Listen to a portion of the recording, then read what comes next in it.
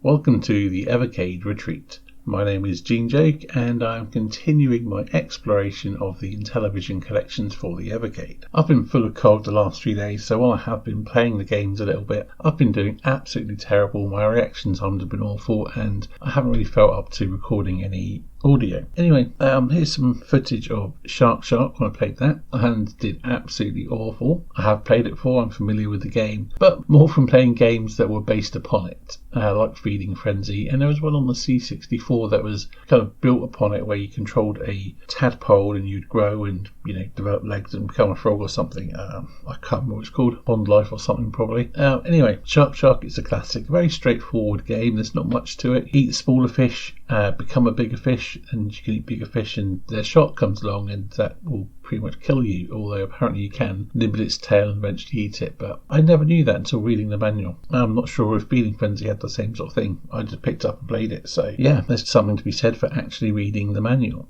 I mean, they must exist for a reason, right? I also started another playthrough on Cloudy Mountain, this time on the difficulty setting, on difficult setting 1 I think it is, and yeah, pretty much got absolutely destroyed on every attempt. Didn't do very well at all. So yeah, there's definitely the challenge coming in there. So I also decided to do a bit of a blind attempt at playing Tower of Doom. That's the one. And I quickly found that I should have read the manual because I was struggling. Although I did figure out some things, and I can see this could be quite a bit of fun. A bit more to it than there is with Cloudy Mountain. But again, I think I will need to read the manual and put some time into it when I'm feeling better. I also played some Stadium Mud Buggies, and it's impressive the amount of modes there are on it. Similar to the Mountain Madness downhill skiing, where it's called, and motocross, I think it is. There's a whole host of game options, but Stadium Mud Buggies I wasn't really enjoying that much. It took me a bit of time to get sort of used to the controls, and I could see potential with it. But yeah, I'm not sure on it yet, but again, impressive amount of options. I played some Vectron, which, initially I had no idea what I was doing. I managed to fumble into working out roughly what I had to do. And will this one be fun? I don't know. And again, feeling ill, I didn't really have much patience for putting much time into it. So I had a try, worked out some of the basics, and I'll come back to it. And I thought I might check out the Cart Combo Unlock Zombie Madness, but I just got this error message. I have heard about this. I'm guessing one of the updates in recent months might have balked it, so hopefully that'll get fixed before long. I also played a bit of Buzz Bombers, also badly. Again, would have helped if I'd read the manual, because I didn't really grasp the scoring thing and what was going on with the hummingbird and the hummingbird and the honeycombs. So it looks like there's more potential for scoring and doing other things there. So quite a fun little game.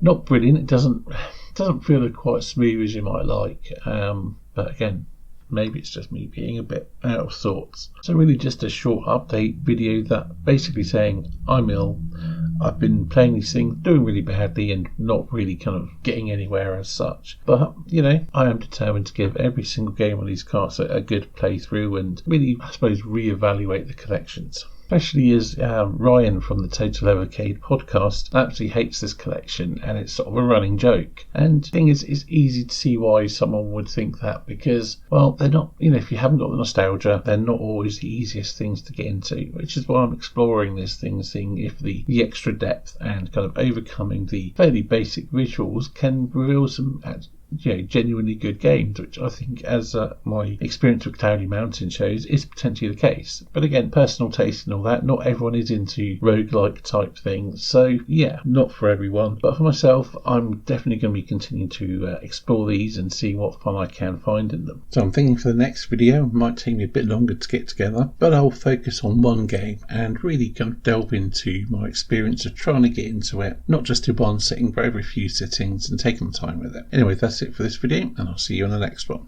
Most of this video was recorded days ago and was before they released the Game of the Month, including Murtop and the update which fixed the Zombie Madness thing.